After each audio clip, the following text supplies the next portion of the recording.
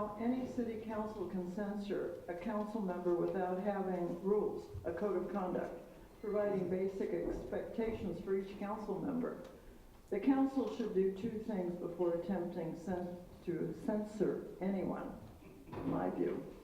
First, update the previous council rules or develop a code of conduct, as you recently talked about doing. That document should be viewed as a priority because it provides a framework for evaluating behavior. Second, hire an outside private independent investigator to look into the concerns raised by Councilwoman Lopez-Viado and Councilmember Gutierrez against each other. Existing or previous staff should not conduct the investigation. There is a precedent for this process in relation to investigating elected officials within the city. We had such an investigation against an elected official in 2018. A censor is not appropriate until an independent investigation is completed. In effect, I'm suggesting you develop some objective criteria before you just go off censoring anyone. Thank you. Thank you. I am a resident of West Covina, but more importantly, I'm a woman and a mother of 2 young children. I came here tonight because I could not stay silent. After what happened during the September 10th meeting, watching one of our councilwomen break down in tears at the council table was heartbreaking. It wasn't just a moment, it was a reflection of emotional weight and leadership, responsibility, and conflict can bring. I also want to speak about an issue that affects millions of lives, but is too often silent: women's rights and the fight against domestic violence. Every woman deserves to live with dignity, safety, and respect. Yet many still face abuse within their homes, the very place that should provide the most protection. Domestic violence is not a private matter, it's a violation of human rights. When we protect women, we protect families, communities, and future generations. That meaning raising awareness, providing support, and holding abusers accountable. Women's rights are not special rights, they are human rights. And when we stand up against domestic violence, we take a step towards a world where every woman can live free and from fear and full of hope. As a mom, I know what it feels like to carry more than what people see on the outside. And when I saw a leader here cry publicly, I felt that deeply, but I also felt concerned because if our leaders, the people we trust to represent us, are being pushed to the point of breaking down in front of us, then something is wrong. This is bigger than one meeting. It speaks to the need of respect, compassion, and accountability as how the city conducts its business. The tone set here impacts how the public sees West Covina, how my children see leadership, and how us feel about engaging in civic life.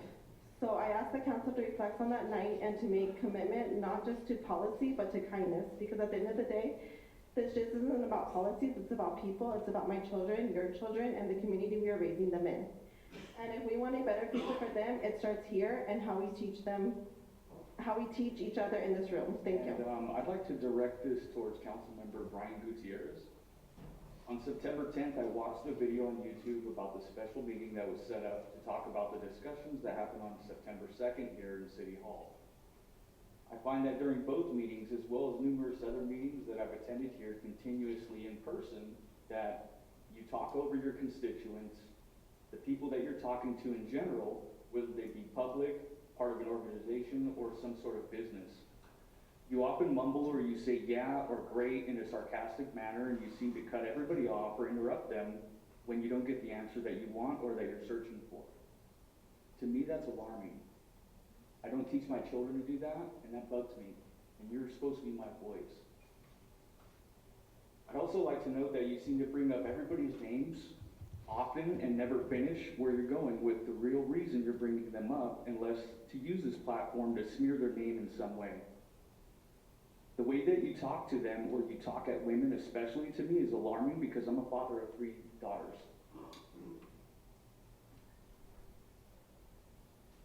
You talk about the judicial system and holding the utmost respect and fair treatment of people as well as representing us, but you definitely have no respect for anyone, it seems. Lastly, I'd like to note that you mentioned that the mayor threatened the city's manager's job on September 2nd, which you mentioned, which is not true because the mayor actually asked the city manager multiple times during that meeting specifically if he had ever threatened him or his job from the city manager's own voice. He said that this never happened. So as far as accountability goes, I'd like to talk about that transparency that you seem to bring up so much and about your accountability. It looks like you're using this platform for your own political gains, and that's not representing me or my family values. Thank you. I come before you tonight because I feel it is important to voice a serious concern regarding the conduct of Councilmember Brian Gutierrez at the September 2nd council meeting. As a voter who supported you, Mr. Gutierrez, I have been attending meetings and observing from the sidelines, and I was deeply troubled by what I witnessed that evening. During the discussion regarding city funds and the nonprofit organization hosting the event, the nonprofit secretary openly stated that she was neither a treasurer nor a CPA, and the organization's leader was out of state while their CPA was recovering from surgery. Despite these clear statements, Councilmember Gutierrez, you continued to press her with repetitive questions in a manner that came across to me as aggressive, intimidating, and unnecessary. What could have been a very professional request for documentation or clarification was instead carried out publicly in a way that felt more like an interrogation. As a survivor of severe domestic abuse, I cannot overstate how triggering and unsettling it was to witness this exchange. The tone and posture of the questioning carried the weight of power being misused, not for the pursuit of transparency, but in a way that felt like a personal attack. At one point, even Mayor Wu and his wife's names were invoked in a way that seemed inappropriate and divisive. Councilmember Gutierrez has stated he is a voice for the people. And tonight, I want to be very clear, he does not represent my voice.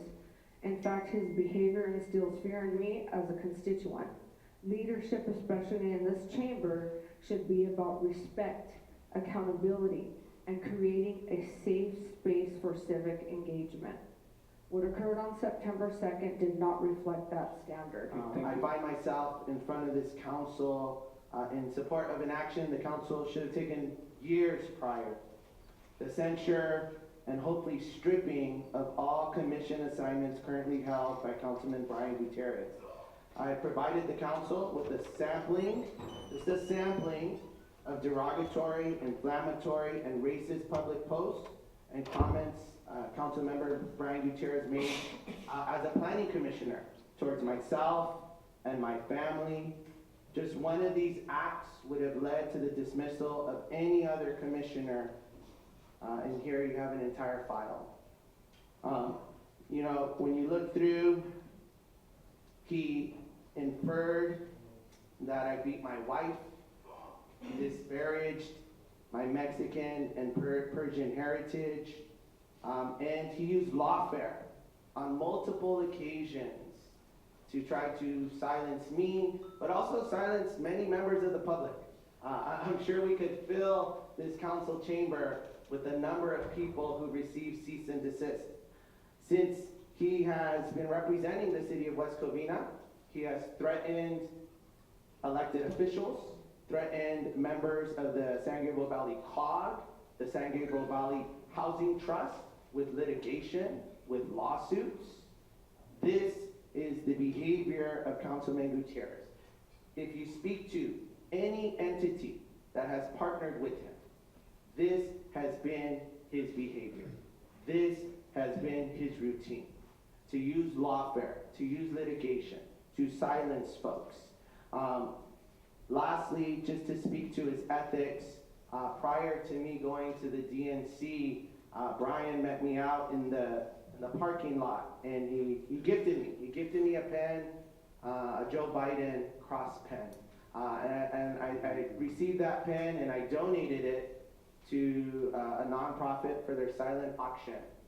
A few weeks later, I received a complaint from the FPPC from Brian Gutierrez that I had been given a pen and not reported it. You know, so for someone to have that level of ethics, to ruin relationships that the city is trying to have across the county for his own personal gain, I think speaks to why the censure is necessary and why his removal from commissions need to happen now. Thank you. Thank you. It's been a while since I've been here. It's been pretty busy. I just want to say, in my eyes, what I voted for, what I wanted, I got in my councilman, and that's Brian Gutierrez. You know, there's 3 council people that are corrupted. The city knows it, residents know it, the community know it. Councils, Gutierrez, you guys are doing a good job. You know, keep it up. But this Muppet show that's been going on for years, it's got to end. Clean up what you got to clean up. Take the damn trash out. West Covina PD, they're doing a damn good job.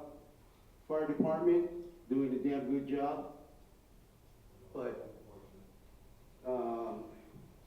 also, I don't know how he got elected here. I mean, we've had run-ins and whatnot. Hopefully he's changed. Hopefully he's opened his eyes and he can smell all the BS from the 3 of you up here, because it's a big corruption. You know, you guys are playing the politics and everything, but you know what? The foundation and all this stuff going on and whatnot, it's coming up. They're digging, and it's coming up. I told you when I first met you, it's a corruption, you know, and you're running this puppet show. You know, everybody waits for you. You dictate. You run this thing here. I don't know why. You know, I got no respect for people like that. I don't care what you are, what you do, what your career is, but I got no respect for you. I just want you to know that. And whatever was said, the lady took it personal, whatnot, this and that. This guy ain't gonna harm you. This guy ain't gonna hurt you. Look at the way he dresses. Look at the way he looks. He's a schoolboy. He's a pretty boy. I could see if I'm knocking at your door. But he ain't gonna do nothing.